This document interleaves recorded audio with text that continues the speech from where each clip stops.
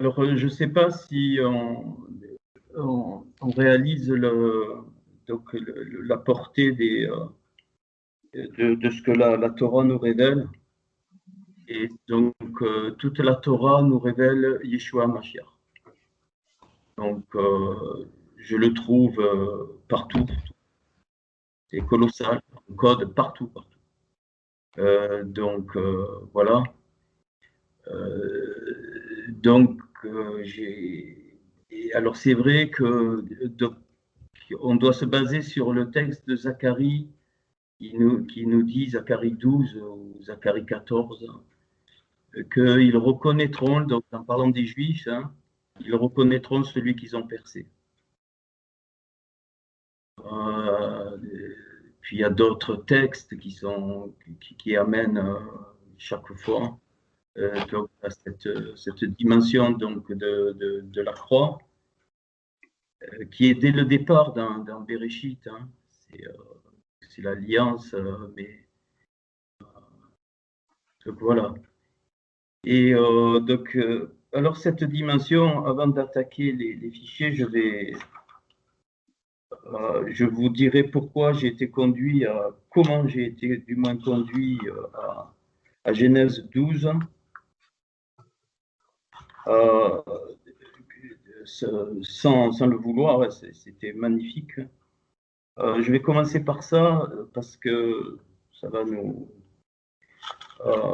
Alors, donc Genèse 12, juste avant, dans Genèse 11, il y a l'histoire de la tour de Babel. Et puis, donc, il y a une énumération donc de 9 patriarches plus Abraham, donc ça fait 10, plus Nachor et Lot, donc ça fait 12. Et donc on ne va pas attaquer ça. Ce qu'il faut juste savoir, c'est que Terah, son père était un fabricateur d'idoles. Et donc, on a vu ça donc, sur l'étape initiale avec Ramsessa, le mal du cheval, donc le mal de la puissance. Et donc, j'ai bien exprimé, je vais le redire, que c'est quelque chose de fondamental. On ne peut pas. On ne peut pas attaquer aucune étape si on ne comprend pas cette puissance de maman qui est bien plus que l'argent, mais qui est le principe de l'aliénation même. Donc, la racine de tous les maux, c'est l'argent, dit Yeshua. Et donc ça, il faut bien le comprendre, c'est-à-dire ce principe de l'empilement.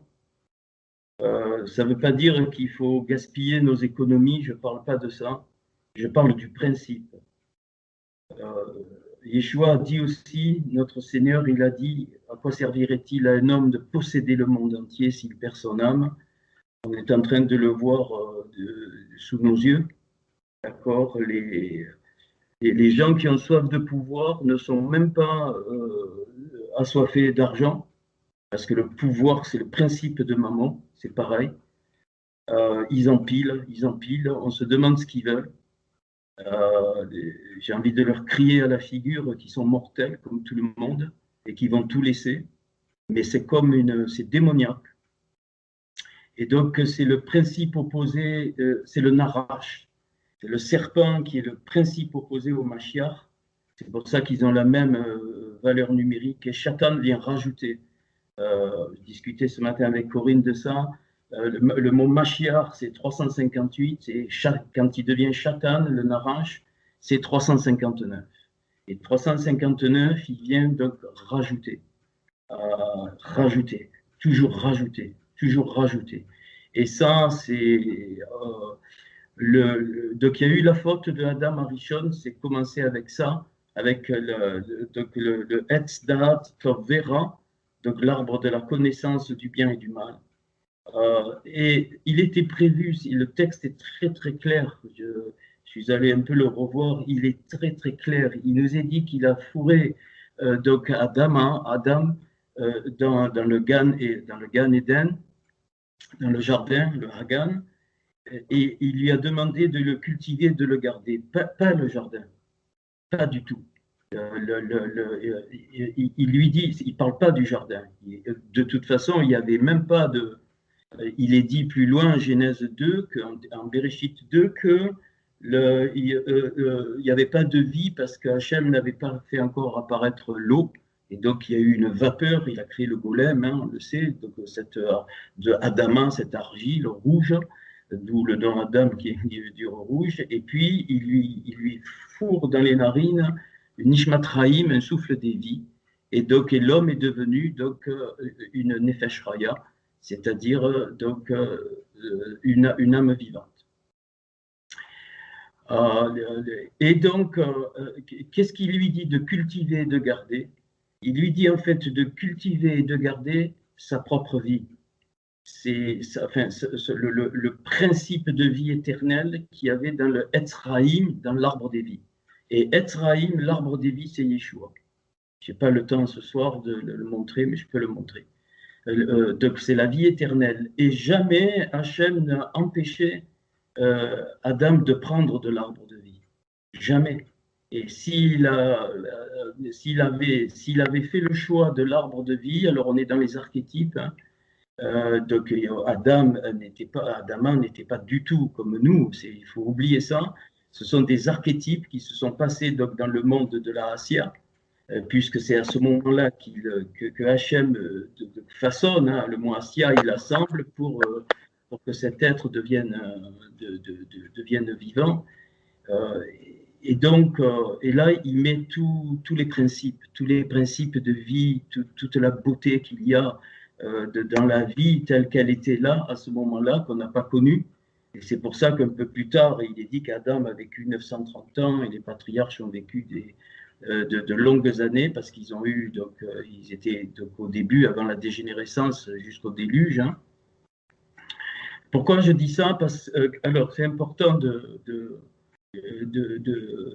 parler de ça, parce que vous allez voir que les étapes sont liées et ces étapes sont, je vais doucement exprès, vont nous ramener à l'œuvre fondamentale de la croix. On a idolâtré la croix. On a fait descendre la nature même de Yeshua par les principes religieux qui sont la date, Tov Vera, la connaissance du bien et du mal. Et donc, quand il y a eu la faute d'Adam Arishon, si vous remarquez bien, il dit maintenant il est devenu comme l'un de nous connaissant le bien et le mal, donc il parle au pluriel, c'est-à-dire, ça ne veut pas dire qu'il y a plusieurs dieux, mais ça veut dire qu'il y a plusieurs caractéristiques. Hachem se manifeste sous plein de formes. Et il n'est pas dit il est dit simplement qu'il a mis les kéroubim pour empêcher de trouver le chemin de l'arbre de vie. Sinon, on serait éternellement avec la faute d'Adam Arishon, c'est-à-dire donc une éternité de fou. Hein, ça ne peut pas exister. Hein, Hachem, il ne peut pas y avoir ça. Et donc, la faute d'Adam Arishon, elle vient de plus loin. Elle vient du fait que déjà, il y a eu une faute bien avant. Et c'est pour ça que Hachem a créé. Et tout le livre de Job me parle de ça. On l'a vu, il y a les 42 chapitres. Le livre de Job me révèle, en tout cas ce que j'ai trouvé, un degré un peu plus haut que ce qu'on capte habituellement. Il nous révèle le pourquoi de la création. En fait, la création est une... alors, j'aime pas le mot réponse, parce que Hachem n'a pas à répondre, mais est une provocation à la face de Satan. Quand Hachem a créé, il a littéralement démonté les trois principes que Satan avait inoculés à ce moment-là. Donc on le sait, et c'est pour ça que les 3 premiers jours, pour moi, sont ce sont les 3 jours fondamentaux où il y a la lumière parce que Satan avait mis les ténèbres. Puis il y a la séparation des eaux d'en haut avec les eaux d'en bas parce que donc eh bien il y avait donc le chaos. Hein, je vais expliquer. Et puis le 3e jour, donc la concentration, c'est là qu'apparaît la concentration de la terre parce qu'il avait mis le néant entre guillemets, puisque le mot néant est une absurdité totale, ça n'existe pas. On devrait l'enlever comme le mot anarchie. Il y a des mots comme ça que j'utilise plus. Le néant, ça n'a aucun sens. Dès que je le définis, il n'y a plus de néant. Puisque j'arrive à définir le mot néant, c'est que le néant n'existe pas au sens où on l'entend. Donc on oublie ça. Et là, Hachem pourquoi la science va exister beaucoup plus tard? Enfin, tous les hommes ont cherché dans la science quoi la vérité? Parce que les 3 principes fondamentaux de vie sont mis là dans les 3 jours. La lumière, c'est le principe énergétique, l'énergie. La séparation des eaux d'en haut et d'en bas, c'est le principe du mouvement, la dynamique. C'est parce qu'il y a la séparation des forces d'en haut et des forces d'en bas qu'il y a une dynamique. Et donc, la terre qui se regroupe, c'est la matière. Donc la matière, donc les lois de la matière, c'est-à-dire que, même y compris dans Olam Hazé, dans notre monde, rien ne se crée, tout se transforme et on ne part jamais de rien, on part toujours de substance, quelle qu'elle soit, même au niveau de l'énergie, et on la transforme pour donner notre énergie. Et donc, en fait, la création est un acte de jugement. Il faut bien comprendre. Et c'est pour ça, quand le Mashiach va revenir, quand notre Seigneur va revenir, il va juger. Qu'est-ce que ça veut dire, il juge? Ça veut dire qu'il révèle l'état dans lequel l'humanité se trouve. Il va révéler, et comme il est parfaitement sadique, parfaitement juste, il ne peut y avoir aucun nombre de variations en lui, eh bien, il va y avoir des conséquences dramatiques. J'ai eu 2-3 raisons au cours de mon existence, c'est-à-dire de charge. Je ne peux plus supporter, bien-aimé, tous ceux qui se disent soi-disant ministère. C'est d'une nullité absolue. C'est pas du tout de l'orgueil, c'est un constat qu'aujourd'hui j'ose dire, que je n'ai jamais osé dire. Tous ceux qui se déclarent prophètes, qui sont des prophètes de coussinet, mais complètement dans le mensonge et qui sont tarés, religieux de chez religieux. Aujourd'hui, je ne connais aucun prophète digne de ce nom, en tout cas dans notre pays. Je n'en connais pas. Alors vous allez dire, mais tu te prends pour qui? Non, non, non, c'est la réalité. Même de ceux que vous avez connus, c'est complètement dégénéré. Pourquoi? Alors, ce qui va se passer quand le Seigneur va revenir, c'est que l'obscurité va de plus en plus grandir. C'est le temps, et donc la coupe, elle doit déborder. Et quand, c'est pour ça que notre Seigneur dira, quand je reviendrai, est-ce que je trouverai la Hémouna sur la terre et l'amour, la Hava, du plus grand nombre se refroidira. Alors l'amour, c'est pas ce qu'on croit, on le sait, et la Hémouna non plus, les deux vont ensemble.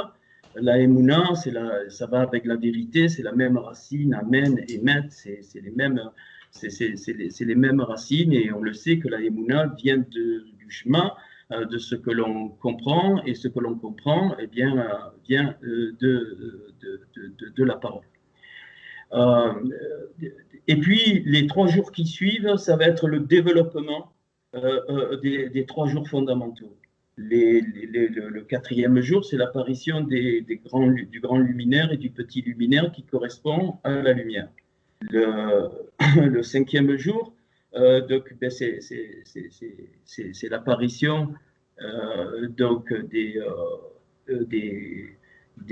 oiseaux dans le ciel et toujours en archétype, et des poissons dans la mer, toujours en archétype. Donc c'est les eaux d'en haut et les eaux d'en bas.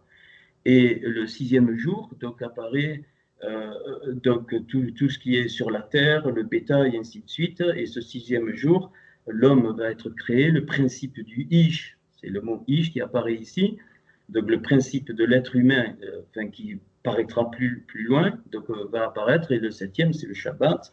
c'est-à-dire il dit die, ça suffit, et donc il laisse se dérouler. Et donc depuis, tout se déroule suivant donc le plan de Hachem. Donc et c'est pour ça que on ne peut aller contre aucune loi de la nature, parce que les lois de la nature sont une conséquence des lois de Hachem. Absolument toutes. Personne n'a jamais modifié les lois de la nature dans tous les domaines. Et c'est pour ça que tout ce que les hommes font et qui vont contre ça, eh bien, ça a des conséquences parfois donc irréversibles.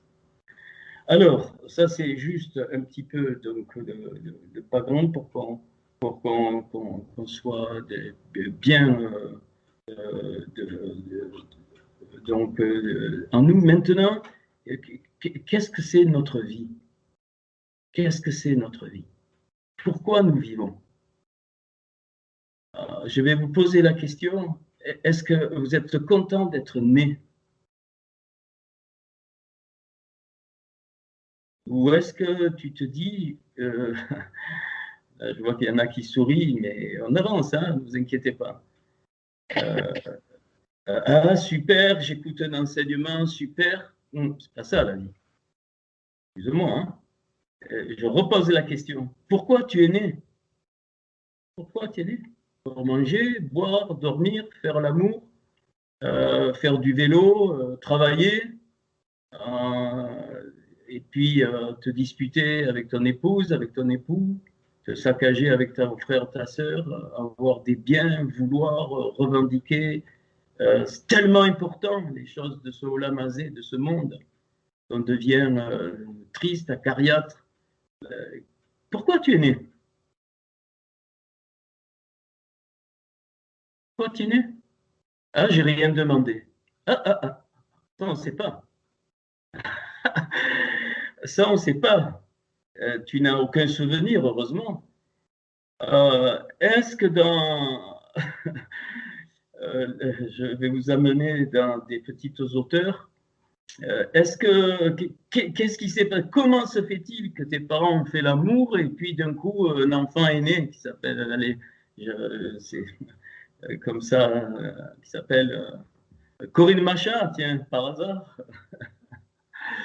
Didier Machin, Didier Perrier-Latour, Christian Pellon, Jean-Marie Mahen, Bertrand Femme, Nadine, Thierry Ziegler, sont nés même, enfin, Thierry est né en Alsace. Qu'est-ce que c'est?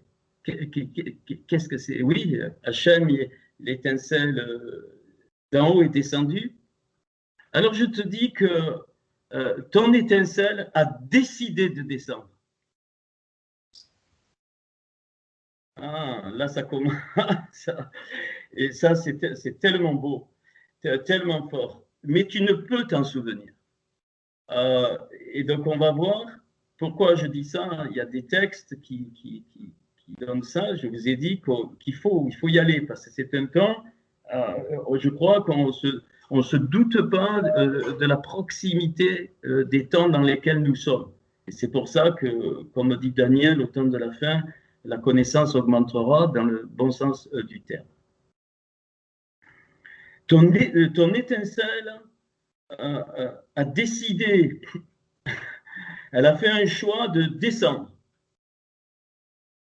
Ok. Alors, je vais lire en français Genèse 12. Il nous est dit, donc l'Éternel dit à Abraham, va-t'en de ton pays, de ta patrie et de la maison de ton père, dans le pays que je te montrerai. Je vais juste, après on va voir, je vais vous dire ce qu'il y a là-dedans en hébreu. Donc, Vayomer et dit, Adonai, Yodévavé, Hel Abraham. Il n'est pas encore Abraham, El Abraham. Hel, c'est Dieu ou c'est vers, on peut traduire à. Et donc, alors là, c'est vraiment 20 ans de ton pays, c'est pas ça du tout. Il lui dit, l'Erlera, va pour toi. Va pour toi. En français, c'est difficile, ok. Et donc, il va voyager comme les fameuses étapes. Vous verrez que ce texte est relié aux étapes. Bien comprendre que juste avant, il y a eu l'alliance avec Noah. On va y venir tout à l'heure. Il y a eu l'alliance avec Noah et Abraham n'est pas encore Abraham. Il est ici, donc, Ab, c'est Abba, c'est père, Ram, de beaucoup, père élevé, très élevé. Ram, c'est très élevé. Et donc, la première chose que Hachem lui dit, l'Echlera. C'est exactement les deux mêmes mots, donc ça fait 50 et 50, c'est-à-dire c'est deux révélations. Il lui dit l'Echlera. Et donc, il lui dit tu sors de la maison de ton père, tu pars de ta patrie, de ta famille et du pays dans lequel tu es, et je vais te montrer. Je vais te montrer. Et donc,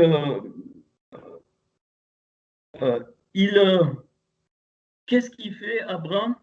Il se libère du prêt-à-porter religieux. Expression que j'ai inventée, mais qui est tellement, qui résume bien, prêt-à-porter religieux. Vous savez, les choses qu'on ne fait pas sur mesure aujourd'hui, c'est que du prêt-à-porter. Et je dirais que c'est avec la Torah qu'on ne peut commencer la Torah. Tu ne peux pas commencer la Torah avec autre chose que la Torah. Parce que, et donc Abraham le savait, et donc il casse les idoles de Taré, de son père, il s'appelle Taré, alors on n'allait pas dire qu'il était taré, ça n'a rien à voir. Donc il fabriquait des idoles, c'est la Mishnah qui le ramène, et donc, et quand il entend l'Erlera, va pour toi, il comprend. Donc il comprend, c'est-à-dire, il lui dit pas viens vers moi. Jamais. L'Erlera, ça ne veut pas dire viens vers moi. Moi, j'aurais pensé qu'il dit viens vers moi. Le Seigneur, il t'appelle vers toi, vers lui, pardon. Viens vers moi. Il dit non, non, non, va vers toi. C'est-à-dire, la première chose qu'il demande donc à Abraham, pour vraiment rentrer dans la dimension de Hachem, c'est qu'il découvre son intériorité. Beaucoup cherchent des trucs. Attention, je ne suis pas contre les manifestations vraies du Seigneur. Il y en a eu, il y en a de moins en moins. Mais c'est tout près, c'est en toi. Découvre ton intériorité. Et donc, avant qu'il devienne Abraham, c'est-à-dire avec le souffle de Hachem, pour qu'il devienne le père d'une multitude, c'est-à-dire le géniteur de toutes les goïms, de toutes les nations, plus Israël, il faut qu'il réalise qu'il est père élevé, qu'il vient de très haut. Donc il vient de très haut. Et c'est pour ça qu'il doit aller vers lui. C'est pas qu'il descend, c'est qu'il va découvrir une dimension, pardon, de ce qui est la croix. La croix, elle a deux dimensions au premier niveau, il y en a plus. Et là, Abraham, il comprend. Père élevé, c'est la partie verticale, et père d'une multitude, c'est la partie horizontale. Il est magnifique ce passage. Il y a ces 9 versets qui se forment un petit paragraphe. C'est colossal. Je n'ai pas le temps donc je vous dis ça. Et donc, ça, c'est le premier niveau. Donc, qu'est-ce qu'il fait? Il se dégage lui-même en allant vers lui de toute idolâtrie. Le Seigneur ne le fera pas pour toi. Il n'y a pas, même si tu as des démons en toi, les démons ils quittent quand tu fermes les portes et les fenêtres et que toi-même, pas besoin de délivrance. En cas de délivrance, c'est autre chose. Autre chose. Je ne suis pas contre, mais c'est autre chose. Donc, qu'est-ce qu'il fait? Il se dégage de la religion aliénante parce que son père était très religieux, de ceux qui sont non libres, soumis au petit Dieu. Fidèles à leur peur, le problème il est là, la peur. fidèles à leur peur et attachés aux apparences du monde. Alors, il se libère de sa tribu, il se libère de ses coutumes, il se libère de ses croyances. Lui-même. Trois choses fondamentales. De sa tribu, on le sait, tout héritage n'a pas lieu d'être dans ta vie, si tu es en Yeshua, de tes coutumes, c'est-à-dire de tout ce qui est traditionnel. Yeshua dira lui-même que vous annulez la parole de Dieu au profit de vos traditions, et de ses croyances. Le Seigneur, il ne te demande pas de croire. Les démons, ils croient, pas les enfants du Seigneur. Les enfants du Seigneur, ils ont la certitude. Il n'y a pas à croire, tu es certain. Personnellement, je suis certain que Hachem existe. Personnellement, je suis certain que Yeshua, il est le Mashiach et qu'il a accompli une œuvre magnifique. Je suis certain qu'il va juger très très fort. Il va y avoir des morts partout, des mout-mout, 2 fois morts. Et l'enfer existe, bien aimé. C'est un mystère total, hein, mais le mout-mout existe et les temps de feu, c'est fini. Ça ne nous regarde pas. Hachem n'est pas le papa gâteau, donc à la croix, il m'a libéré de tout, j'ai la grâce. C'est des conneries chrétiennes que je n'en veux plus. À la croix, le Seigneur a montré que l'exigence de Hachem était supérieure aux exigences de la loi. C'est-à-dire que la loi exigeait les sacrifices d'animaux, la grâce va exiger le sacrifice de Ben Elohim, du Fils de Dieu qu'on appelle Yeshua. C'est-à-dire du Adam Kadmon, celui qui a tout, par qui toutes choses ont été créées, par qui nous sommes et là où nous retournons. Vous vous rendez compte? Donc la grâce, ce n'est pas les conneries qu'on a entendues. Tu demandes pardon et c'est fini, c'est des salades totales. Ça, c'est la miséricorde, et bien sûr qu'on doit, on doit s'éloigner du mal. On n'a pas à dire des demandes de pardon à la nulle qui servent à rien du tout. Ça, c'est de l'idolâtrie, c'est la religion aliénante parce qu'on a peur. Alors, on a peur, alors on demande pardon, mais on recommence ou autre chose. Comprenez. Et maintenant, je vais dire quelque chose qui est fondamental. Tout le monde a peur d'être réellement libre, et ça va être l'objet des 42 étapes. La seule liberté, c'est d'être à la croix avec Yeshua. Pas toi, tu renonces, on va y venir. C'est la seule clé, même pour les Juifs. Il va falloir qu'ils le reconnaissent. Et ils font toutes des œuvres, pas de souci, ainsi de suite, mais ils n'arriveront jamais au niveau de Yeshua. Jamais et jamais. Parce qu'il a ouvert toutes les 10 séphirotes. Et comprenez bien, et ce Père élevé, donc la dimension verticale qui est la connexion avec les choses d'en haut, va être libéré dans une multitude, et c'est le principe de la croix. Donc Yeshua, il n'est pas simplement mort pour tes péchés et tout ça, c'est très mal traduit en plus, c'est pas ça du tout. Hein, donc il a brisé la tête d'une arrache du serpent qui ira à son temps, qu'on appelle Satan, le serpent ancien qui ira dans les temps de feu. Ça, c'est le jugement du Seigneur, c'est un mystère total. Mais ce que je veux dire, c'est que donc la grâce, c'est pas ce qu'on pense. Hébreux chapitre 10 me dit que celui, que pensez-vous de celui, mais le texte est très clair, il dit celui qui pêche volontairement après avoir connu, après avoir eu la connaissance de la vérité, il n'y a plus rien parce qu'il nie le Fils, il nie l'œuvre de la croix, il nie le Mashiach, il le nie, il n'y a plus rien du tout. Ça veut dire quoi? Mais personne n'est dans cet état pour le moment. D'accord? C'est exactement le principe de la rébellion de Satan. Nous, on ramène tout ça à notre niveau. Il faut arrêter avec ça. La rébellion de Satan, c'est pas ce qu'on croit, il s'est rebellé contre Dieu. Non, c'est que, écoutez bien, il a utilisé le principe de Mammon pour tout posséder, pour, pensant, se mettre au-dessus de Hachem. Posséder la connaissance, posséder les pierres, il avait les 9 pierres, après c'est ça son péché, c'est pas qu'il s'opposait, qu'il résistait, il savait que Hachem est Hachem, on le voit dans le livre de Job, on l'a lu quand il se présente au milieu des fils de Dieu, bien-aimé, il prend le principe de Mammon, il en fait son Dieu, c'est ça ce qui a fait le narrage.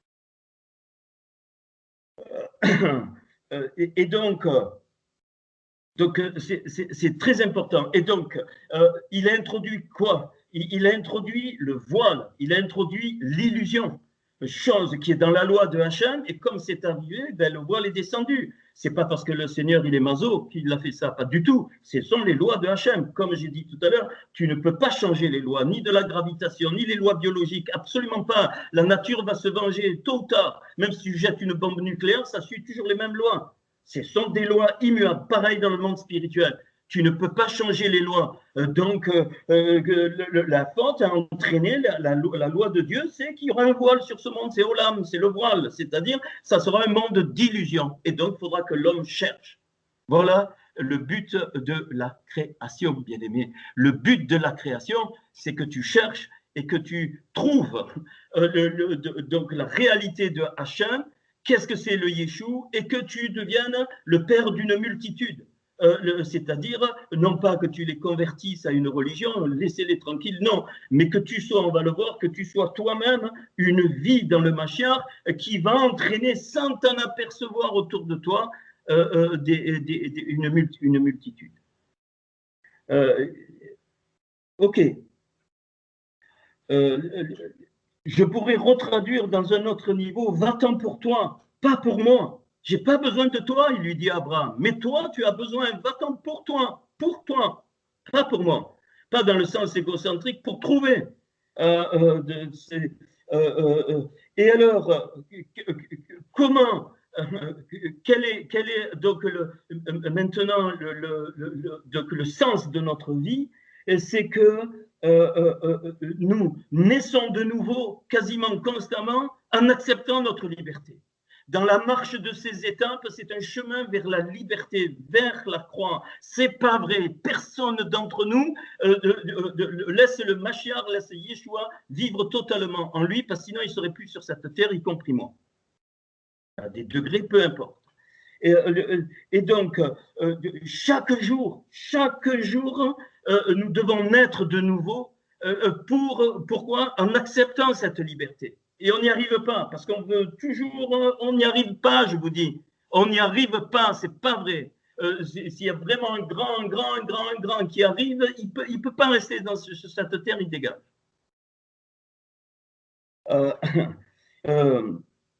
On n'arrive pas, de quoi? Eh bien, il est dit dans un des passages que je n'ai pas retrouvé, mais vous pouvez le retrouver, je crois que c'est un psaume, ne déplace pas les bornes anciennes.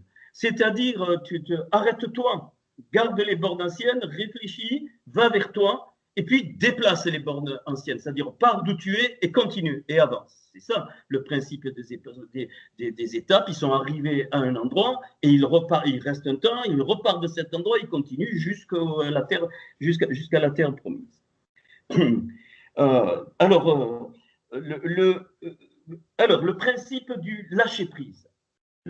Alors, on va aller dans le principe on y est là, du Kéli. Le Kéli, c'est le vase, on va le voir. Donc, le Kaf, le Lamed et le Yud. Je ne vous ai pas encombré trop d'hébreu ce soir parce que je veux que vous écoutiez. Donc, le Kaf, le Lamed et le Yud, donc le Kéli, donc qui fait 60, qui est un nombre très très particulier, le 60. Tu l'inverses, tu obtiens Yalek. Merci pour les références, Jean-Marie. Tu obtiens Yalek, c'est-à-dire tire-toi, va-t'en. Le vase ne peut être rempli que s'il s'en va. Le contraire de Kéli, tu inverses les lettres, le Yud, le Lamed et le Ké, c'est Yalek. C'est ce qu'a fait Abraham. Va pour toi, va-t'en. Pourquoi? Pour que le vase grandisse, pour que le vase se remplisse et que le vase puisse donner. C'est la même chose que l'on trouve quand à la veuve de Sarepta, Élie il va, il lui dit remplis les vases. Il dit mais Seigneur, il dit remplis. L'huile ne s'est pas arrêtée de couler tant qu'il y avait des vases. Tant qu'il y avait des vases, l'huile coulait, le chemin coulait. Jusqu'au dernier, poum, ça s'est arrêté. C'est exactement ce principe. C'est-à-dire qu'il faut partir. Il faut se vider de soi-même. Il faut se vider absolument. Il faut lâcher prise sur tout. Ça ne veut pas dire être indifférent. Ça veut dire ne pas faire d'un souci ou de tout ce que tu veux une idole. C'est ça que ça veut dire le lâcher prise. C'est pas être indifférent et pas s'occuper des choses. Pas du tout. Hachem, il te demande de t'occuper des choses, mais ça veut dire que tu te vides, tu dégages, tu vas pour toi, pas de façon égoïste, ça ne veut pas dire pour toi, pour me remplir moi, non, pour les autres, mais tu vas, parce que si tu ne lâches pas prise, tu es paralysé, tu es assis, tu ne peux pas passer d'une étape à l'autre. Impossible. Impossible. Alors, beaucoup se posent des questions ici, j'ai besoin de ci, on doit plaire. Non, la clé, elle est fondamentale. On a déjà un peu vu ça, mais là, bon, c'est très fort. Alors, donc, Hachem veut t'émanciper totalement, quel que soit le temps que ça prend. Et mon temps n'est pas ton temps, n'est pas le temps de l'autre, ainsi de suite, quel que soit le temps. Les étapes, il n'y a pas de période mentionnée par la Torah, même si on sait à peu près que ça a duré 40 ans, ils ont tourné en rond, mais ça c'est pour le peuple, donc ça c'est un sode, mais pour chacun de nous, il n'y a pas de, quel que soit. L'essentiel, c'est de toujours avoir l'objectif de partir d'une étape, de ne pas y rester et d'aller vers une autre étape. Dans le sens qu'on vient de dire, pour que le Kéli s'agrandisse.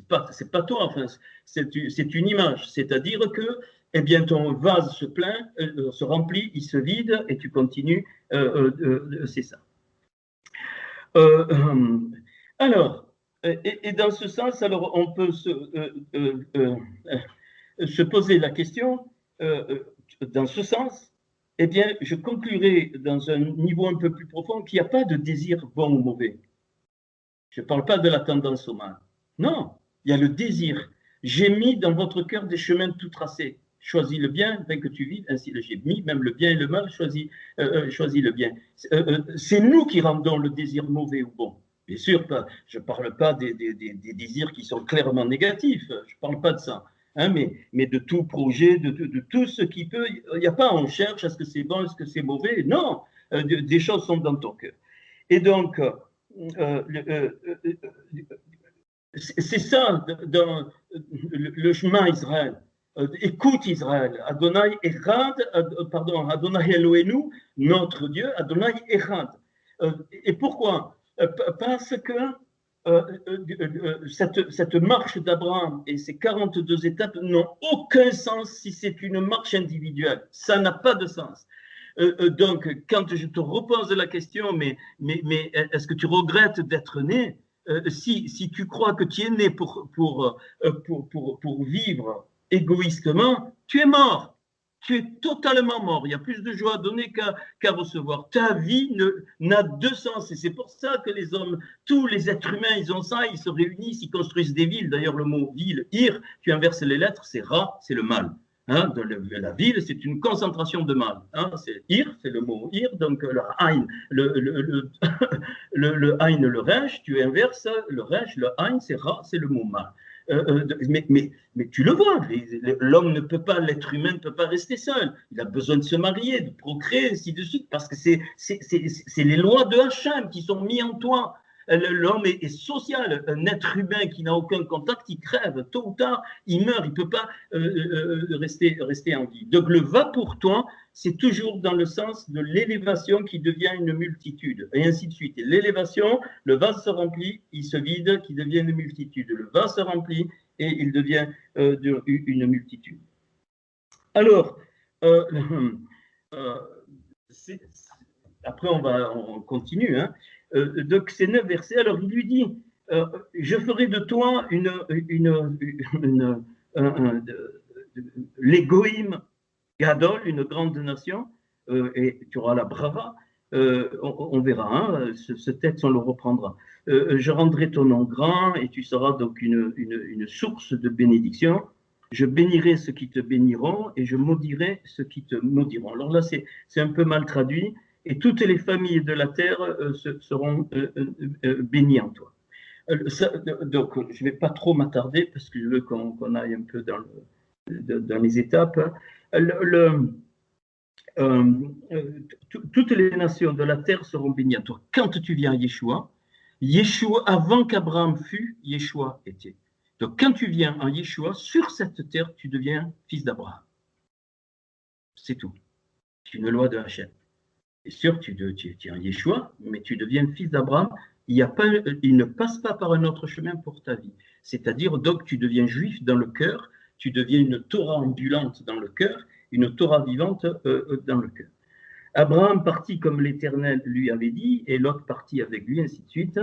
Et donc, Abraham était âgé de 75 ans, alors là, on verra plus tard, lorsqu'il sortit de Haran, et Abraham prit Sarai, sa femme, Lot avec tous ses biens, ils partirent, donc il prend tout, hein, tout, et ils arrivèrent au pays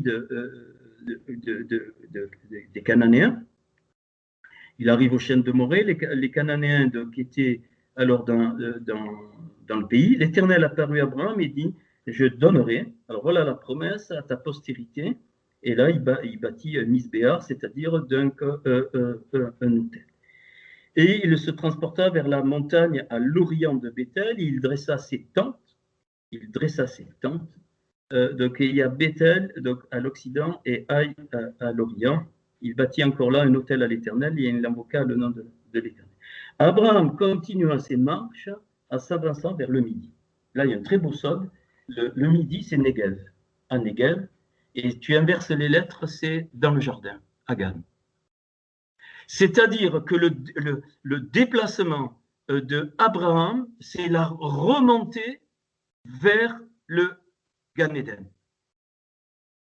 C'est exactement les étapes d'un nombre tantrotoire. C'est-à-dire que ce qui s'est passé dans le Gan Eden, où l'homme devait cultiver son âme, on va voir qu'il devait cultiver, c'est son âme qu'il est parlé. Donc, il devait grandir, il devait, et à un moment donné, il allait prendre. Hachem lui aurait dit, maintenant, tu es capable de prendre le bien et le mal, tu es capable de le gérer. J'avais toujours donné l'image du bébé à qui tu ne peux pas donner un steak, c'est exactement ce qui s'est passé. Et donc, toute l'écriture, toute la Torah me montre que ces étapes sont des étapes inverses de ce qui s'est passé dans la descente, enfin, de ce qui s'est passé.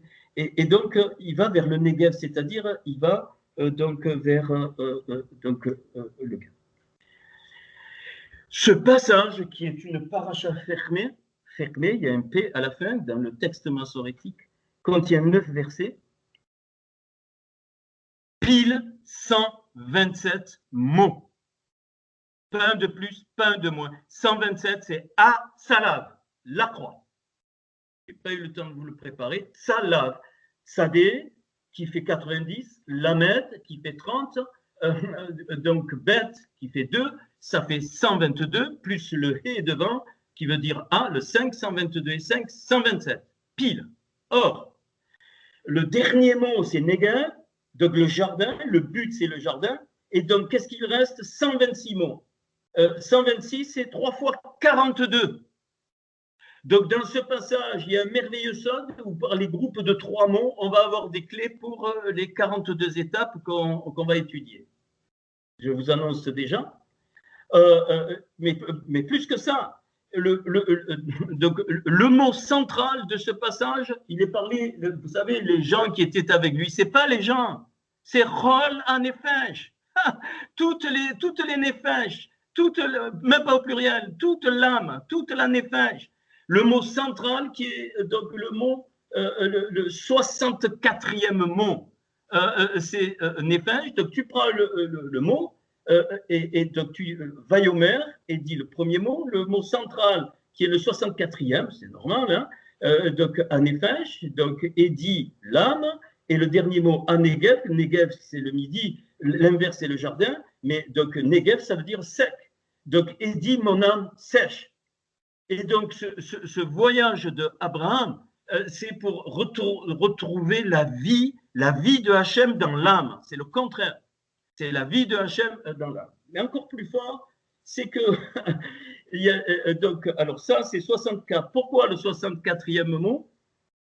Et donc, le 64e mot à partir du verset 1, et c'est le 16e mot alors il se trouve dans Genèse donc 12,5, le 5e verset, et c'est le 16e.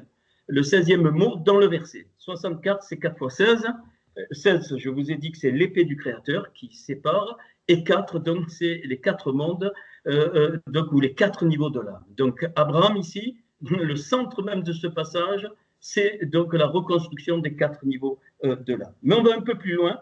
La lettre centrale de ce passage, alors il y a pile 489 lettres, donc la lettre centrale, eh bien, forcément c'est la 245e, donc, puisque c'est pile au milieu, et c'est le Tav.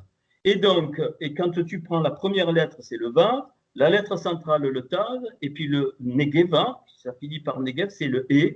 Donc, à l'envers, ça veut dire Atav, que tu trouves dans Ézéchiel 9,6, Atav, le signe. Ça ne peut pas être plus clair. Et le dernier verset, donc en hébreu, donc, où il est dit qu'Abraham continue ses marches jusqu'à Negev, je n'ai pas eu le temps de le faire, je vous l'enverrai. Tu trouves que le nom du Mashiach, c'est Yeshua. Le dernier verset qui est constitué des 5 mots, il y a 5 mots dans l'hébreu, le verset 9, c'est exactement la même valeur que tu trouves que Yeshua, c'est le Mashiach. C'est-à-dire que là, Abraham révèle le principe de la croix, les 127 mots, et c'est par le principe de la croix qu'il n'y en a pas d'autre que tu peux retourner dans le Hagan, c'est-à-dire dans le jardin. Alors, si je. Donc, et 245, donc c'est la 245e lettre, c'est le Tav, c'est le signe, c'est la valeur numérique de Barzel, c'est-à-dire le fer. Et on le sait, donc le mot Barzel, c'est le fer. Et la première fois où il apparaît, c'est quand Tubal-Caïn, il était habile pour fabriquer le fer. Barzel, constitué des 4 lettres Bet, Resh, Zain et Lamed. C'est les 4 matriarches que Jacob va avoir. C'est-à-dire Rachel, ouais, pareil, enfin, le Bet c'est Bila, le Resh c'est Rachel, le Zain c'est Zilpa et le Lamed c'est Léa. C'est-à-dire qu'en fait, bien, le centre c'est le peuple, le centre du signe, le centre, c'est pour le peuple, c'est pour racheter le peuple. Ok. Et puis, donc, ce Barzel, eh bien, m'a amené, mais on le fera, pas ce soir, il m'a amené donc à cette fameuse valeur de 64, le 8 au carré, qu'on trouve la première fois dans quoi? Quand il est dit que Hachem fait sortir un fleuve qui se partage en 4 bras. Et le nom du premier, c'est Pichon. Le nom du premier, c'est Pichon. Alors, je retraduis. Il y a la racine du Yeshua, du salut. Et Pichon, donc, c'est la bouche du salut révélé. C'est-à-dire que ce texte d'Abraham 12, enfin de Genèse 12, donc, me renvoie au texte de la création. Et donc, donc la bouche du salut donc révélé qui fait en valeur 446, et comme par hasard, évidemment, eh bien, l'expression Akala Yeshua, l'épouse de Yeshua, Yeshua c'est 386, Akala c'est 60, c'est la forte lumière, ça fait 446. C'est-à-dire que ce Pichon, c'est l'épouse donc révélée, donc d'où le principe du mariage. Et là, donc, dans la première fois, alors le 60, c'est la lettre Samer. Jamais dans le texte de la création, vous avez une lettre Samer, ça n'existe pas. La première fois où elle apparaît,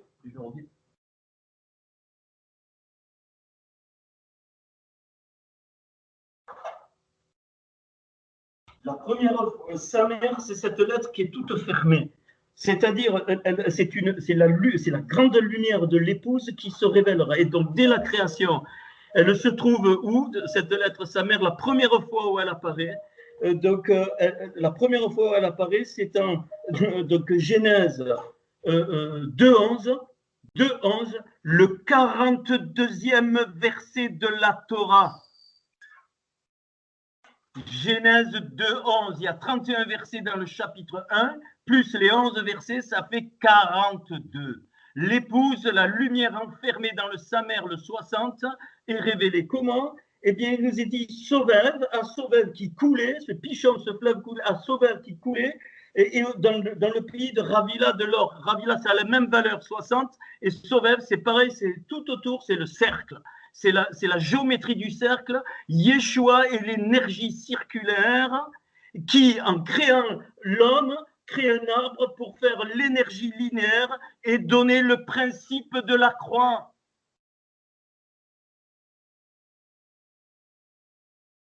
C'est pour ça qu'à la croix, il a hurlé l'ami Sabachthani, pourquoi tu m'as abandonné? Il voulait dire quoi?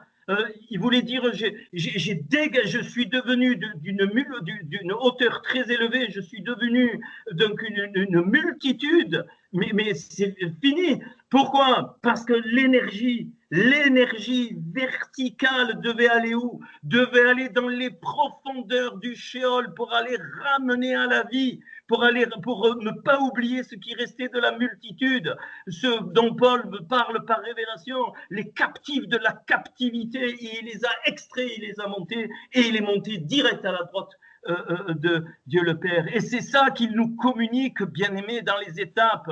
C'est au 42e verset que le Samer apparaît une seule fois. Je n'ai pas eu le temps de voir sa position et je vais m'en occuper.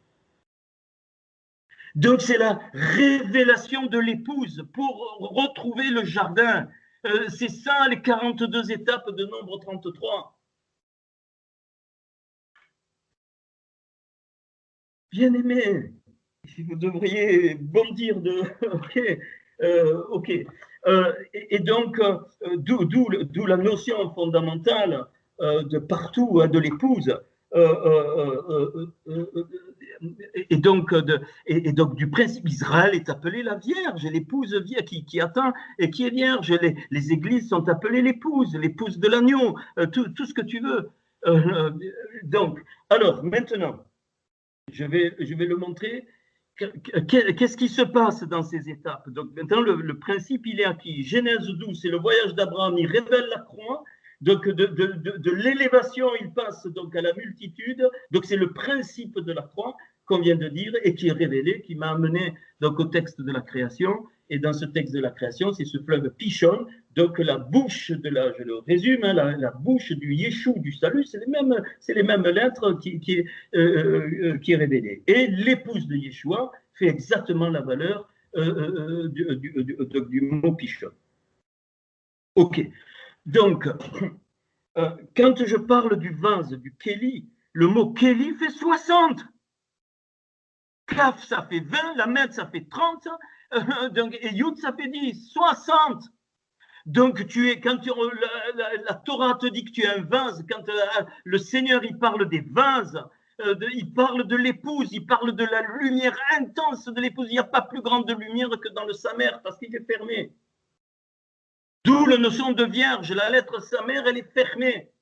D'où la notion qu'on appliquait pour les vierges, qui ne doivent pas se dévoiler jusqu'au mariage. Comme nous, on doit rester dans cette lettre fermée. Ça ne veut pas dire qu'on n'est pas ouvert pour les autres. Ce n'est pas ça qui est dit. C'est-à-dire que l'énergie circulaire qui va libérer littéralement de l'énergie verticale de l'homme, c'est-à-dire Être, qui va le ramener à l'équilibre, eh bien, ça va être le principe de la croix. Donc, quand Paul il me dit que tu ne peux pas mourir à toi, quand Yeshua il te dit tu prends ta croix et tu la portes, mais c'est pas toi, c'est n'importe quoi, il faut arracher ça. C'est Yeshua qui meurt en toi, 2 Corinthiens 4. Tu ne peux pas, parce que tu es une énergie verticale et que l'énergie circulaire n'a pas pris toute sa place pour équilibrer. C'est impossible. Comprends ce que je suis en train de dire. Voilà pourquoi Paul, dans l'Épître aux Romains, il dit que nous mourrons par notre identification à sa mort. Pas ta mort à toi. Tu ne peux rien faire, même si, Paul me dit dans Romains, mais même si j'ai la volonté de mourir à moi, je peux pas. Je ne peux pas. Je n'ai pas la puissance. Alors où est l'objet de se glorifier? Tu vois la différence? C'est pour ça qu'Abraham est sorti de l'idolâtrie, cette idolâtrie qui dit « Allez, je vais prendre la croix comme le Seigneur me l'a demandé ». C'est un faux message. Tu ne peux mourir à toi-même que comme conséquence de la mort de Yeshua en toi, Yeshua meurt en toi. Voilà ce que, si tu es réellement né de nouveau. Sinon, tu n'es pas né de nouveau, c'est pas possible. L'esprit de Hachem t'entraîne dans la mort par toi, tu ne peux pas. Tu ne peux pas, à cause de ce sa mère. Parce que la lumière, elle est fermée. Et quand il va revenir, il va ouvrir le sa mère pour que toute la lumière jaillisse définitivement et réconcilie les choses d'en haut avec les choses d'en bas. Bien aimé, mais je ne sais pas. Des fois, j'ai envie de vous dire, mais vous dormez, c'est pas possible. Je ne vous engueule pas, mais il faut arrêter. Les choses religieuses qui se sont incrustées en vous, il faut les dégager, je vous dis. Donc, déjà, tu ne peux pas. Donc, tu comprends qu'en Yeshua, tu n'as rien à accomplir. Même pas les mises-ventes, rien. C'est un affront. Ça veut dire que tu mets de côté son œuvre qu'il a fait. Comme Abraham, tu mets de côté son voyage. C'est pour ça qu'il dit qu'avant qu'Abraham soit, lui, il est. Parce que c'est Yeshua, là, qui est révélé même en code, qui a donné ce principe à Abraham. Ok. Donc ce vase, donc ce Kéli, je le redis, qui fait 60, donc Yalek, sortir, partir, dégager, c'est pareil. Eh bien, c'est quoi?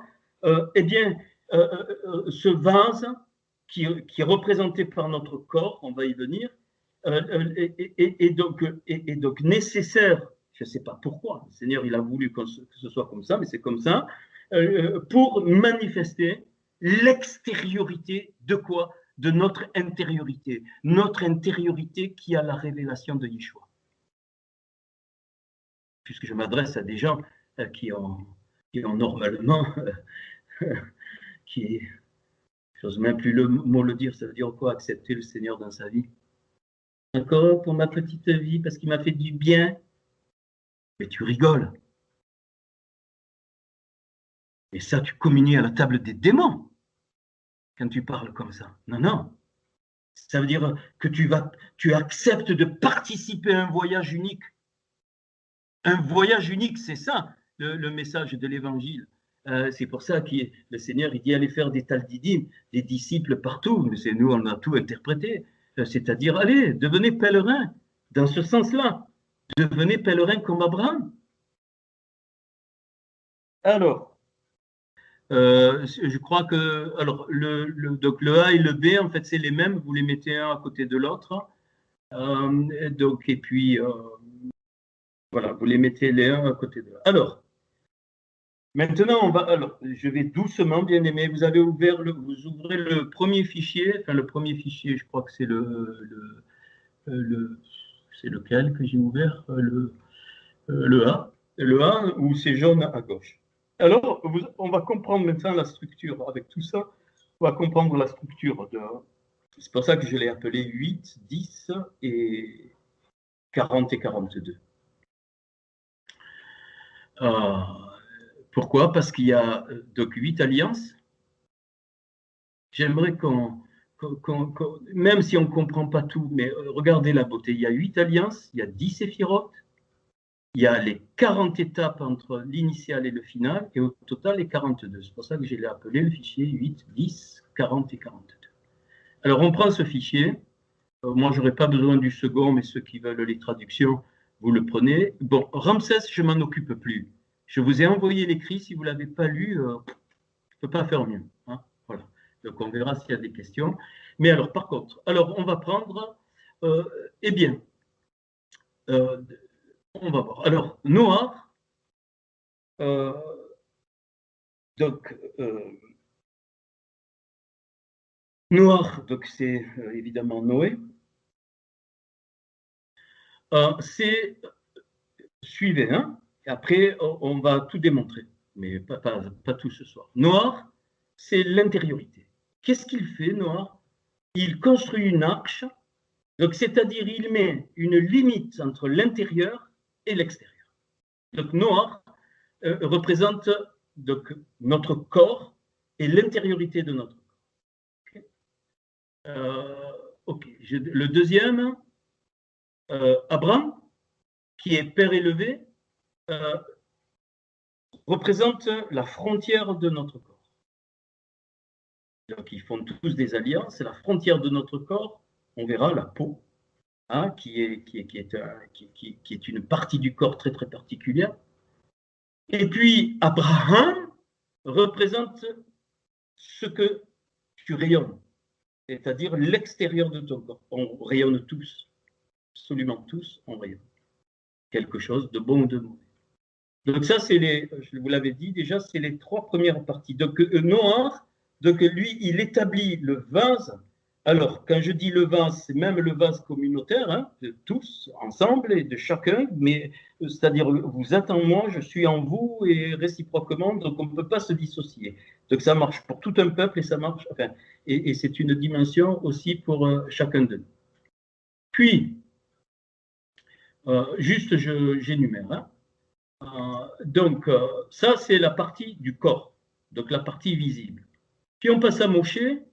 Moshe, ça va être le premier niveau de l'âme. C'est-à-dire, c'est lui qui va recevoir la Torah et surtout l'application de la Torah. Donc, hein, le premier niveau de l'âme, la Nefesh. La Nefesh, ce n'est pas négatif, hein. C'est toute l'action, toute la Torah qui est mise en action. Donc, ça, c'est le 4e. Donc, premier niveau de l'âme.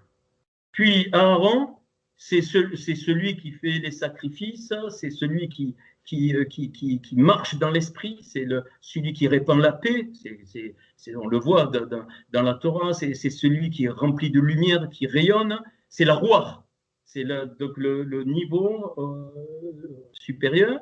Et puis on passe donc je vous donne le plan. Donc on passe à Lévi qui veut dire joint, attaché ou qui veut dire mon cœur. Donc lui représente la Neshama. Donc la Neshama d'un peuple, c'est-à-dire la réflexion d'un peuple, donc cette alliance donc, des Lévites, hein, qui étaient donc au service du temple et de la Torah, hein, les deux à la fois, représente cette Neshama, c'est-à-dire là donc, où un peuple reçoit la révélation de Hachem. Ok. Puis donc je suis où? La Neshama. Oui, puis, alors David, lui, va représenter la partie Raya, la partie de la vie, donc la Raya, la partie. Voilà, parce que. Alors c'est pour ça que David va être comme un pendant de Moshe. Moshe va écrire les 5 livres de la Torah, David va écrire les 5 parties des Teilim, des psaumes qui ont une correspondance donc, avec la Torah. Et l'interface, c'est Lévi, c'est la roi. Donc, dans le niveau je n'ai pas eu le temps de faire un schéma, mais juste. Donc, vous avez à l'intérieur vous avez donc l'extérieur du corps, vous avez la frontière du corps, l'intérieur du corps. La nefesh est dans le sang. Donc, elle se mélange avec l'intérieur du corps. Donc, la nefesh est la partie de l'âme qui te fait bouger, ainsi de suite, ainsi de suite. Puis, tu as une interface, la rouar, qui te communique à la neshama. Très facile. Et la neshama, elle a une interface qu'on appelle la raya, qui te communique à la irida, c'est-à-dire ton étincelle, de là où elle vient. Et donc la Raya, c'est David, c'est-à-dire que David va joindre la guerre et l'étude. Ça, on le sait partout. Donc, c'est le principe de la vie. Hein, c'est clair. Et la Yerida, c'est Yeshua. Personne ne peut aller vers la Yerida sauf lui, Yeshua, donc le Mashiach. Donc, et c'est pour ça que c'est la 8e alliance, l'alliance surnaturelle, l'alliance définitive qui englobe toutes. Et donc, il y a 8 alliances que je vous ai mis dans ces états. Je ne vais pas parler des séphirotes pour le moment. Et qu'est-ce qu'on s'aperçoit? Eh bien, vous voyez que donc, dans les étapes intermédiaires, c'est-à-dire j'enlève l'initial et le final, c'est-à-dire l'initial, on le sait, c'est l'Égypte, et le final, c'est le royaume, c'est le Gan Eden, c'est le royaume du Père, il reste 40 étapes. 40 étapes, eh bien, et chaque étape, elle est divisée en 5. Donc, ça fait 5.8, 40. Pourquoi 5? Eh bien, chaque partie, chacune des 8 parties de mon être, l'extérieur de mon corps, la frontière de mon corps, l'intérieur de mon corps, puis les 5 niveaux de l'âme ont une âme. C'est évident. Je vous dirai pourquoi. Et donc, les étapes, ces étapes, 5 par 5, concernent donc la marche pour chacune de notre partie de notre être. Pourquoi? Le corps, il a 5 sens. Vous ne pouvez pas m'enlever ça. Ton corps, tu as 5 sens, sinon tu ne peux pas vivre. Si tu prends un être humain, tu lui enlèves la vue, tu lui enlèves l'ouïe, tu lui enlèves l'odorat, tu lui enlèves le goût, tu lui enlèves le toucher, il est beau être vivant, il est mort, il crève. Je ne sais même pas si le cœur continuerait à fonctionner, j'en sais rien. Je ne sais rien, je ne suis pas médecin. Donc, les sens sont l'âme du corps. Les 5 sens, c'est pour ça qu'il y a 5 sens, l'âme, les 5 sens, c'est chaque partie de l'âme du corps. Et donc, eh bien, la première étape va s'occuper de reconstruire notre intériorité. Donc, 5 parties. On verra après. Donc, la seconde en Abraham va s'occuper de reconstruire la peau, c'est-à-dire donc la frontière. Abraham va s'occuper de ces 5 autres étapes vont s'occuper de reconstruire notre rayonnement. Puis, on continue. Donc, Moshe, ça va être les 5 étapes pour la reconstruction des 5 parties de la néphesh. Enfin, les 5 parties, pareil, les 5 sens, je vais parler comme ça, c'est mieux. Donc, les yeux de la néphesh, les oreilles de la néphesh, les 5 sens de la néphesh, c'est pour ça qu'on parle des sens spirituels. Puis, donc l'alliance donc avec Aaron, eh bien, ça va être la Rouah, ça va être donc les 5 sens de la Rouah. L'alliance avec Lévi, les 5 prochaines autres étapes, eh bien, ça va être la Neshama. Hein. Puis de David, ça va être les 5 sens de la Raya. Et en Yeshua, le plus, hein, ça va être donc les 5 sens de la Yerida, c'est-à-dire carrément de là où on vient. C'est pour ça qu'on sera introduit sera introduit après le monde d'Atsilut dans le Adam Kadmon.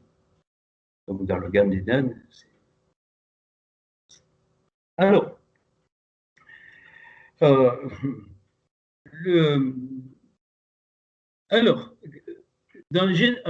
on va attaquer le premier niveau, c'est-à-dire noir.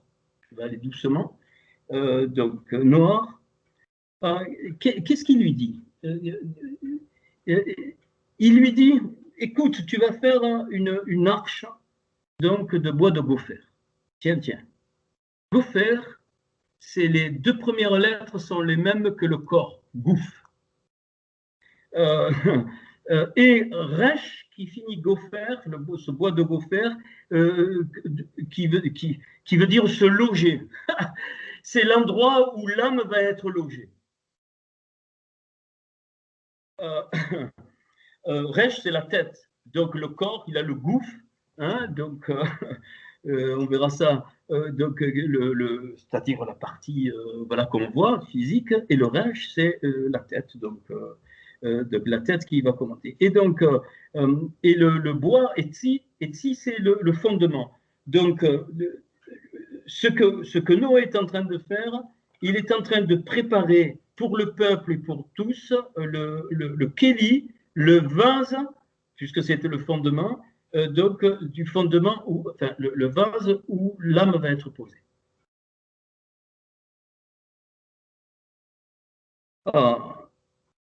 Alors, il lui dit, tu mettras donc l'espèce que nous on a traduit donc par poids, POX. Hein, alors c'est quasiment gopher, mais c'est kofer. Cette fois, le guimel est devenu kof. Et et ce mot, ça veut dire racheter, rançon. Il lui dit, ça, tu le mets à l'extérieur. À l'intérieur, c'est le mot mi-beit, c'est-à-dire dans la maison. L'intérieur, ça se dit comme ça, mi-beit, ça veut dire que la maison, donc c'est notre intériorité. Donc l'arche représente notre intériorité, puis il lui dit meroutz, c'est-à-dire donc à l'extérieur, et donc il lui dit de mettre aussi ce kofer, donc ce rachat à l'intérieur et à l'extérieur, les deux à la fois.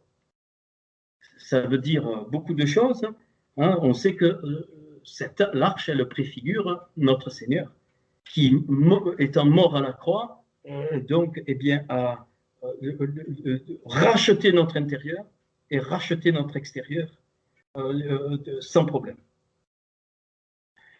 Et c'est pour ça, alors il lui dit, et tu feras, ça je vous l'ai déjà fait, mais ça tombe à propos, tu feras cette arche, eh bien, elle aura 30 coudées de longueur, le 30 c'est la valeur de l'amed. Elle aura 300 coudées de longueur, le 300 c'est la valeur de shin, et elle aura 50 coudées de largeur. C'est 50. Donc, Lachon, c'est-à-dire, c'est un nouveau langage qui est préparé. Donc, la première étape est une transformation de notre, évidemment, toujours par le principe de la croix, puisqu'on est Yeshua, de notre Kéli, de notre vase, pour pouvoir recevoir le langage de Yeshua dans notre âme. Et donc,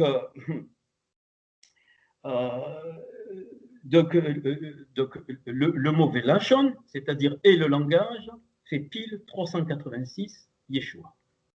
Donc cette arche représente toute l'œuvre que Yeshua fera, puisque Noé n'était pas encore au courant, d'où son nom repos. C'est pour ça que Paul me dit dans l'Épître aux Hébreux qu'en lui on rentre dans le repos, mais pas pour ronfler, c'est-à-dire pour le tout accompli. Et donc la valeur, donc je le répète, Lamed, il fait 30, Shin 300, et Nun 50, ça fait 380, plus le Vav devant qui veut dire et, ça sera le langage, ça fait 386, c'est-à-dire donc Yeshua. Il va donner à Noé le signe de l'alliance, 7 couleurs plus une qu'on ne voit pas, qui est la composée des autres, ça fait 8. On est toujours dans les 8. Rappelez-vous que le déluge va durer 40 nuits, 40 jours, le 40 sort partout, et pourtant, c'est la marque de ces étapes. Alors, donc, voilà.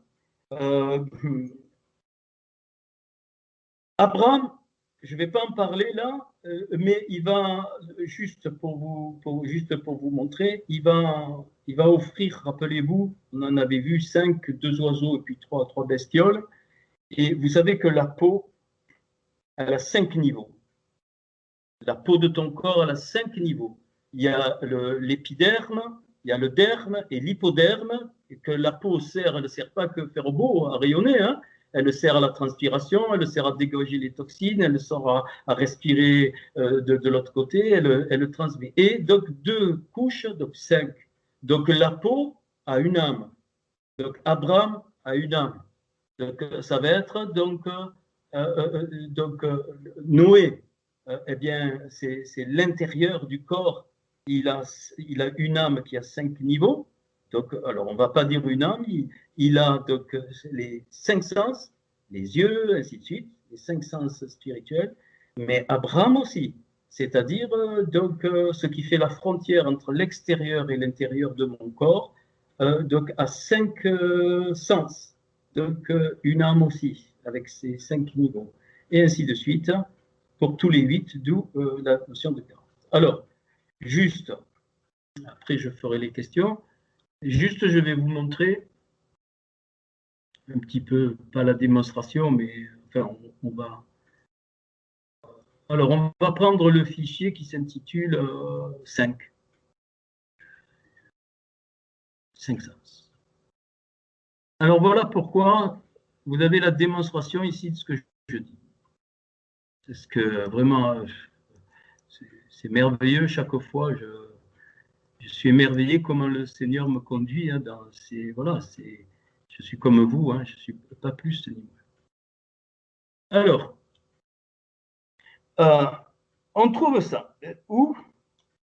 Vous allez dire, mais il va chercher où ça? Ben oui, c'est comme ça. En Genèse 7,14, qu'est-ce qu'il est dit?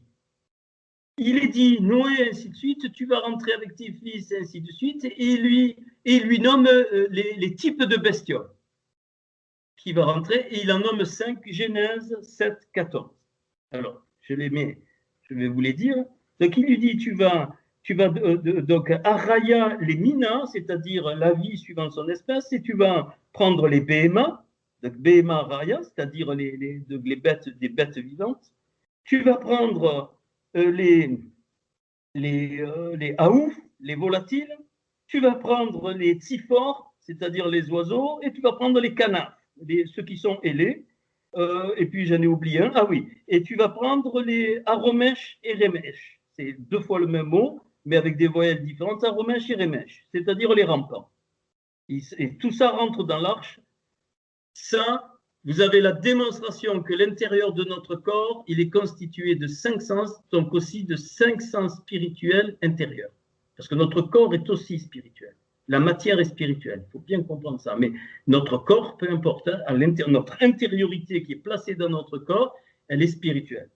Et ces 5 types d'animaux, eh bien, vous allez voir, ça correspond aux 5 sens de notre corps et donc aux 5 niveaux de l'âme. Et c'est pour ça que, ne vous affolez pas, je parle de l'âme, c'est dans ce sens-là. C'est-à-dire que chaque niveau d'âme, il a 5 ou 6 sens, c'est-à-dire les yeux, les oreilles, l'odorat, la bouche et le toucher. Alors j'ai pris dans l'ordre des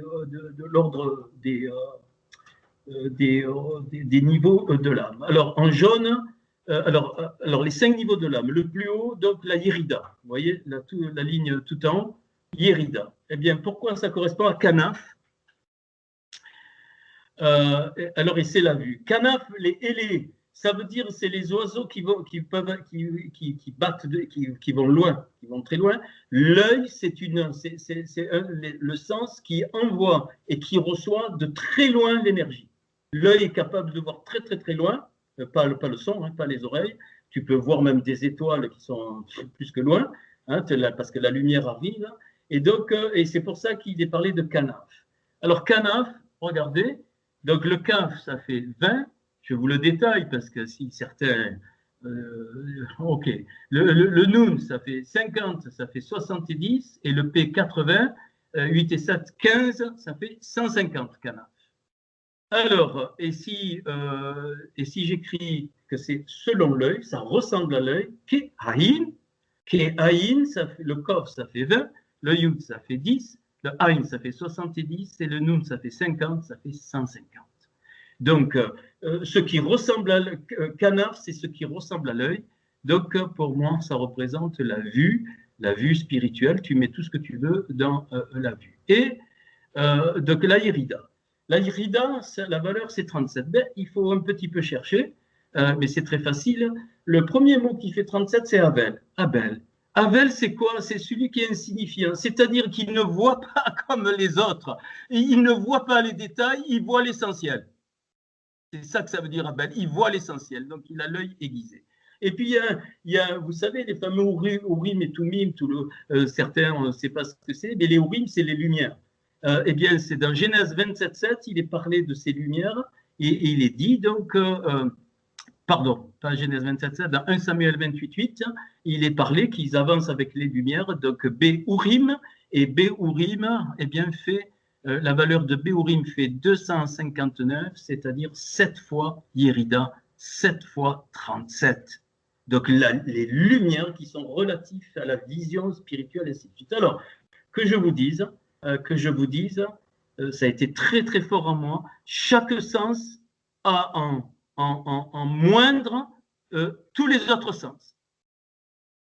Vous allez comprendre. C'est-à-dire que l'oreille peut voir, l'oreille peut toucher, vous allez dire il est fou. Non, non, non, réfléchissez. Réfléchissez, vous verrez. L'oreille peut voir, l'oreille peut toucher, l'oreille peut sentir et l'oreille peut goûter, même si elle ne goûte que des sons. Pareil, chaque sens, dans chaque sens, il y a tous les autres sens plus ou moins développés. C'est pour ça que la vision de la Torah est forcément holistique. Je me bats avec ça parce que j'en ai marre de récupérer des trucs de la religion qui ont rendu la religion est individualiste et elle coupe tous les autres. On va à son culte tout seul, on est bien, on rentre chez soi, on a fait sa salade de débile. On est complètement à côté. Ton propre corps, il est holistique. Chacune de tes cellules contient tout ton corps, tu le sais, ça c'est pas moi, c'est les biologistes qui vont te le dire, ça a été démontré sans problème. Et c'est pareil pour l'ensemble d'individus que nous formons une partie du corps du Mashiach, c'est-à-dire vous êtes en moi et on est en vous, et il y en a d'autres qu'on ne connaît pas et qui sont dans le Mashiach. Donc chaque sens a tous les autres sens à lui, mais bien sûr, la vue, eh ben, elle a le sens de la vue beaucoup développé. C'est pour ça qu'on parle de vue spirituelle, d'ouïe spirituelle, de vue intérieure, d'entendement intérieur. C'est pour ça qu'on parle de ça. Qu'on sent quand on dit ça sent mauvais, c'est pas une odeur qui vient, ça sent mauvais, ça veut dire quelque chose de négatif va arriver. Pourquoi on dit ça? Il faut réfléchir un peu d'où ça sort, mais ça, tout vient de là. OK. Deuxième niveau, là vous avez la démonstration, comme ça vous ne pouvez pas le réfuter. Alors, vous allez dire, mais on te croit, Christian, mais je ne suis pas sûr parfois. Hein. Excusez-moi, mais voilà. OK. Alors, deuxième niveau, eh on passe à la raya. Alors, la raya, eh j'ai trouvé que c'était Tsipor. Alors, Tsipor, c'est l'oiseau. Hein. Non, oui, c'est bon. Donc, Tsipor, c'est l'oiseau, mais c'est celui qui gazouille aussi. C'est celui qui parle. Tsipor, Tsipora, c'était la femme de Moshe, c'est elle qui parlait. Enfin, elle parlait. Donc, 376, la valeur. Alors, si vous voulez, je fais le détail chaque fois. Tzadé 90, P 80, Vav 6 et Resh 200. Ça fait 376. Voilà. Eh bien, c'est exactement l'expression Keamor l'épée, c'est-à-dire selon la parole pour la bouche. C'est exactement, ça fait 115 plus 261, ça fait 376. Et donc, c'est le goût. Le goût. La parole. Alors, bien sûr, on goûte la parole, mais on goûte aussi des aliments. Donc ainsi de suite. Et Raya, ça vaut 23. Eh bien, 23, c'est bon, c'est bon goût. Donc, Vetov, ça fait 23. Je vous l'ai mis et c'est bon. Et puis, alors, un terme unique, quand Isaac demande, c'est le seul endroit où il y a ce mot, quand Isaac demande donc, à Ésaü de lui faire un plat, en fait, c'est Jacob. Il lui dit, apporte-moi un plat, un mets que je veux goûter. Et bien, c'est le mot abia. C'est le seul endroit où ça apparaît. Jamais on dit ça, on dit l'air, les rats, ainsi de suite. C'est le mot abia, où on dit beau venir. Mais là, abia, c'est apporter, en fait, donc un mets, apporter un plat que tu vas déguster. Eh bien, ça fait 23 aussi, Genèse 27,7. Donc, le goût correspond donc à la raya. C'est pour ça qu'on parle du goût de la vie, la raya. C'est pour ça qu'on dit je n'ai plus de goût à la vie, raya. C'est clair?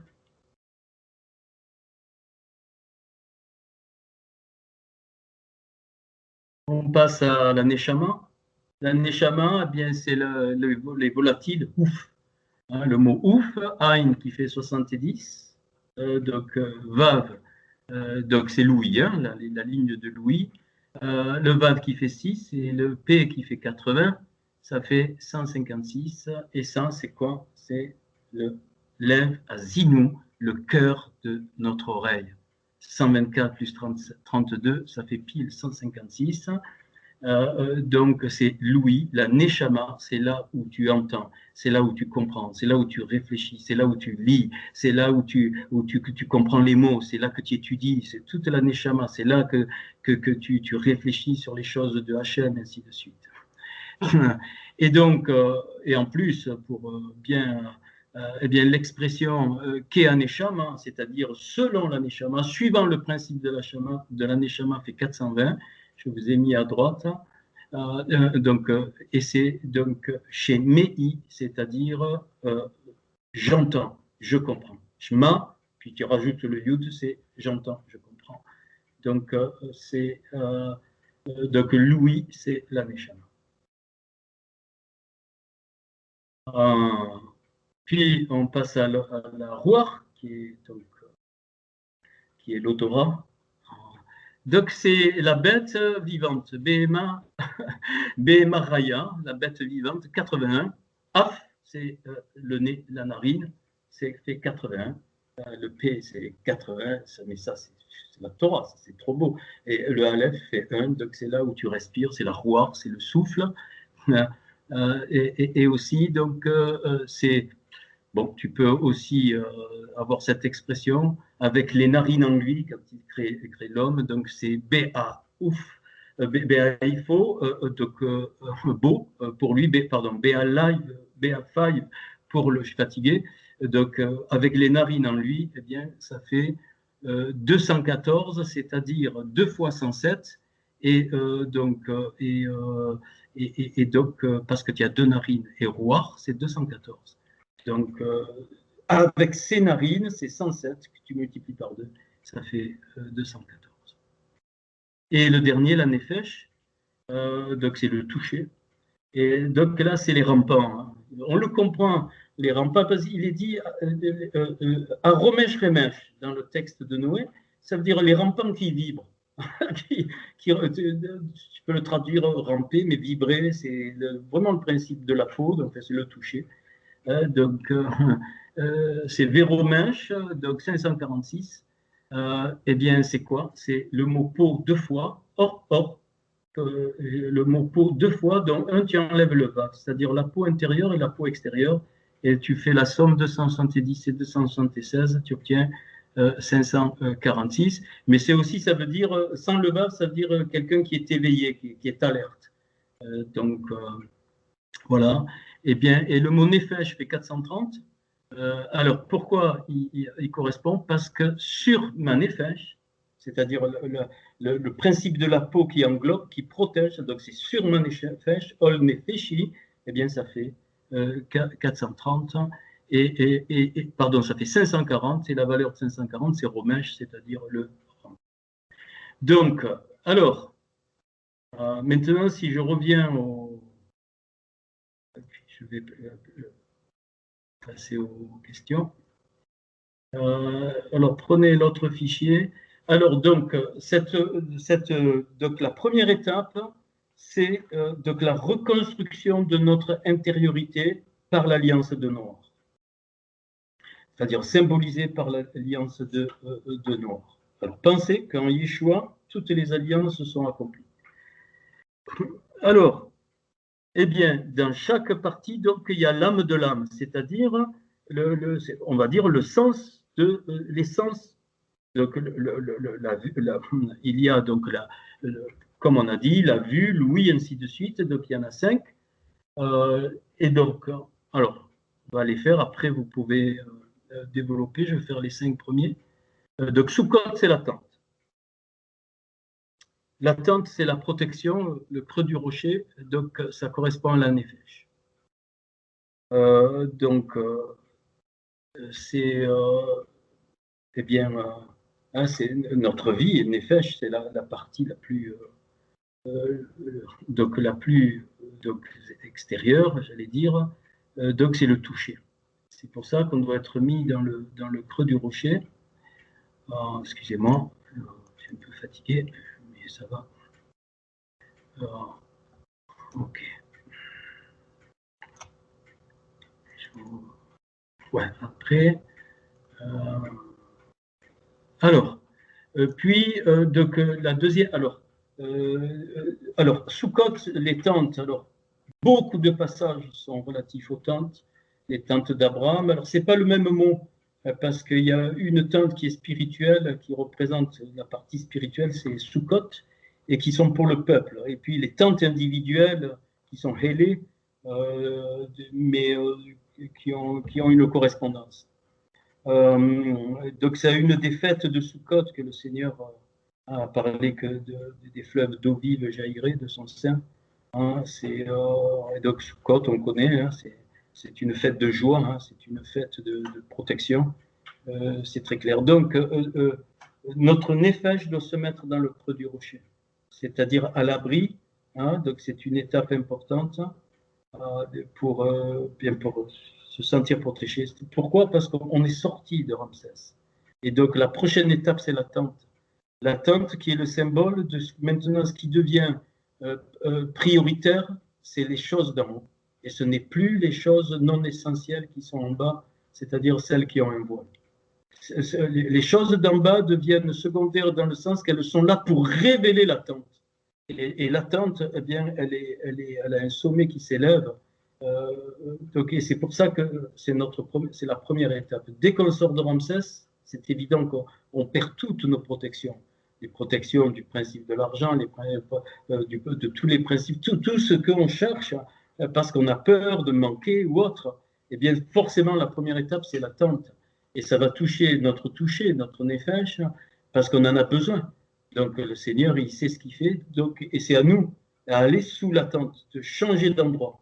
On sort de la maison de Ramsès, qui est une maison de séduction, une maison qui apporte la mort, et on rentre dans une tente, c'est-à-dire dans les choses spirituelles, dans les choses de Hachem. Pareil, chaque fois, c'est le principe de la croix qui nous permet de grandir dans chacune des étapes. Étam, alors j'ai mis d'autres souples ou avec eux de ces contemplations, mais c'est surtout la vérité Étam, parce que c'est exact, Étam, la valeur c'est 441, et c'est donc Émet. Donc Émet, eh bien ça va toucher la rouar, donc le souffle, hein, parce que alors si je reviens, je l'ai plus sous les yeux, si je reviens à mon tableau, voilà, donc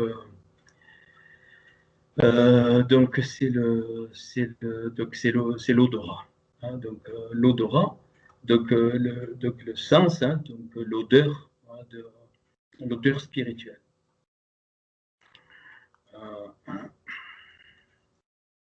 Okay. Alors, la vérité ne peut être attestée que par l'esprit de Hachem.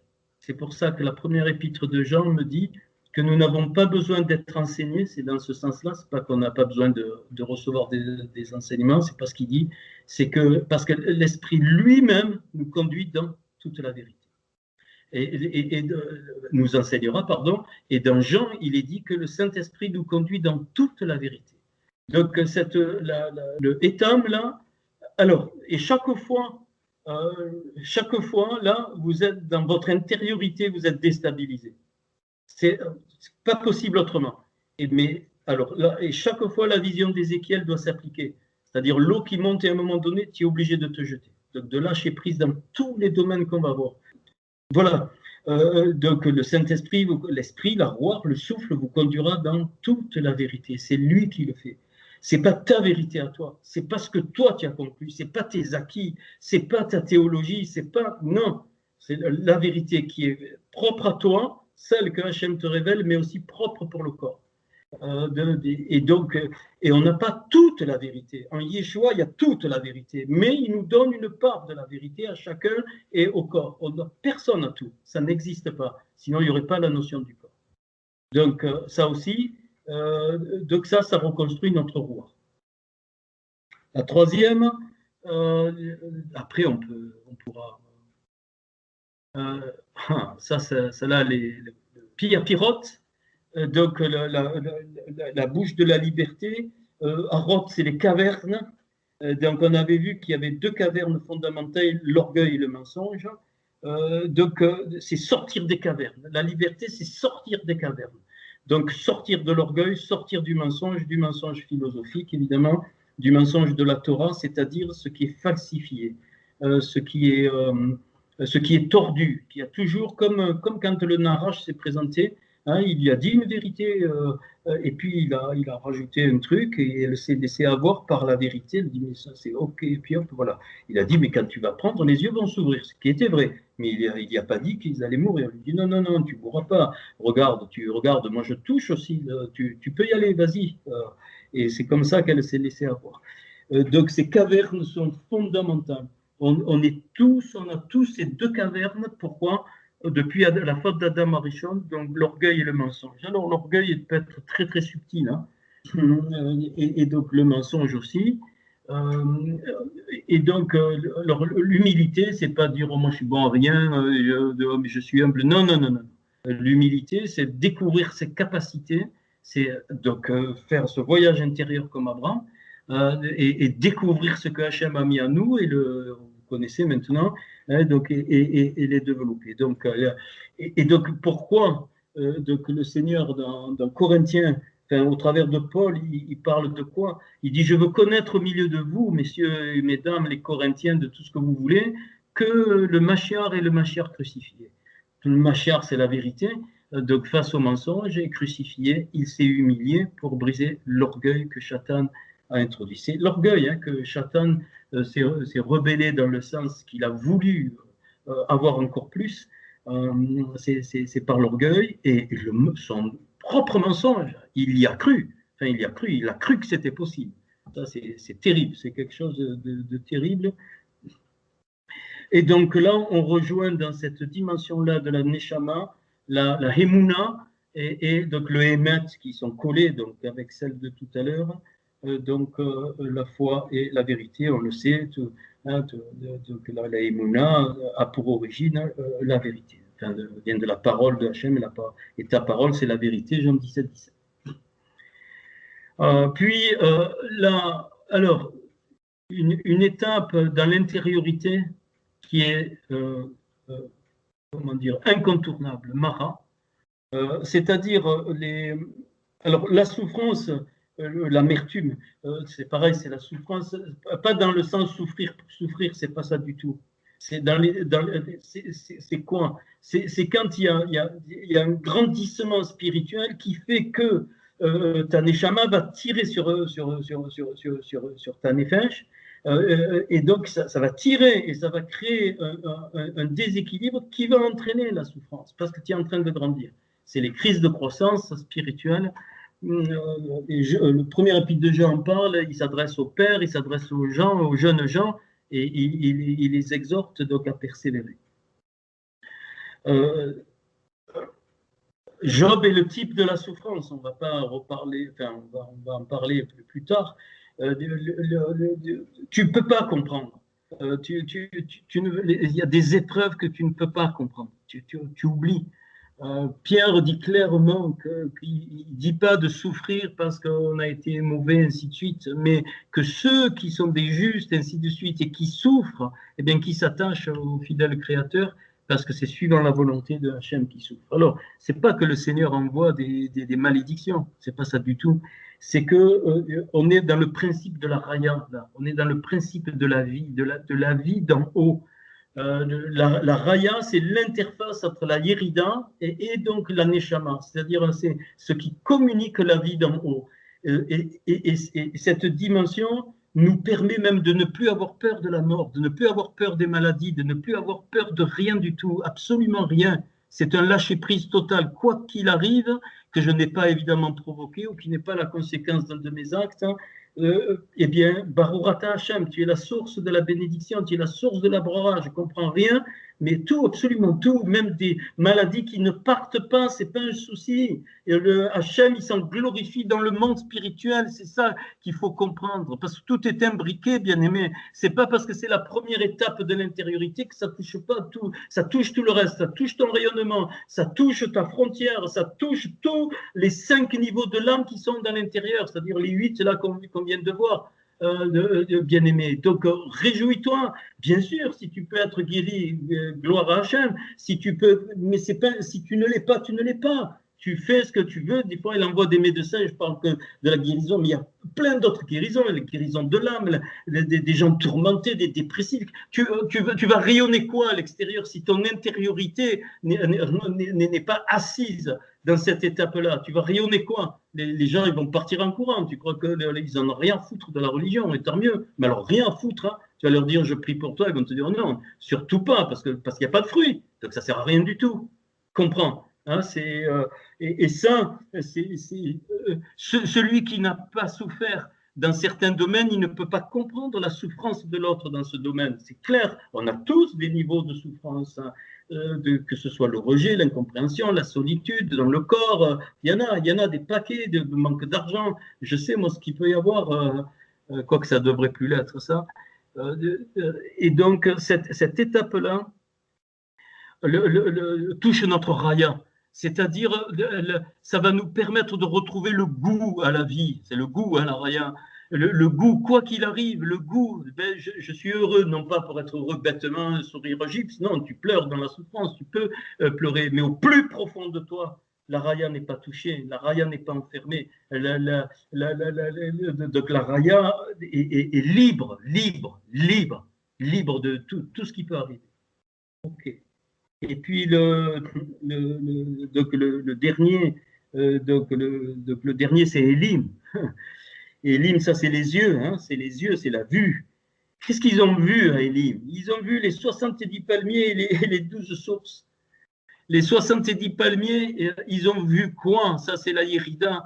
Ils ont vu la Torah, je vous l'ai déjà dit, ça va donner 70 fois la même expression quand Yod et Vavé parle à Moshe, et chaque fois il y a une révélation. Mais ça, alors, on va plus loin, mais c'est aussi les 70 nations. Rappelle-toi, alors, et les 12 sources. Les 12 sources, c'est les 12 tribus, évidemment. C'est-à-dire, c'est le peuple dans la révélation. Voilà ce que c'est les 12 sources et les 70 palmiers. Mais ça va plus loin.